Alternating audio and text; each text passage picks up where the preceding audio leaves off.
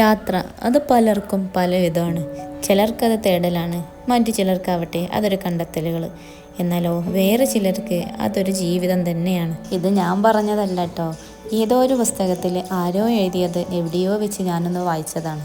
ചിന്തിച്ചു നോക്കിയപ്പോൾ ആ ഒരു ചെറിയ വാക്കിൽ ഒരുപാട് കാര്യങ്ങളുള്ളതായിട്ട് എനിക്ക് തോന്നിയിട്ടോ. ഒരുപാട് കാലം കഴിയുമ്പോഴെങ്കിലും അല്ലെങ്കിൽ വല്ലപ്പോഴെങ്കിലും ഇതുപോലൊരു യാത്രയൊക്കെ പോകണം. അത് നമ്മുടെ മനസ്സിനും ശരീരത്തിനും ഒരുപാട് ഫ്രഷ്നെസ് തരുന്ന ഒരു കാര്യമാണ്. ഇത് പറയുമ്പോൾ ഞാനൊരു മോട്ടിവേഷൻ സ്പീക്കറോ അല്ലെങ്കിൽ ഒരുപാട് യാത്ര ചെയ്ത അനുഭവ സമ്പത്തുള്ള ആളോ ഒന്നുമല്ല.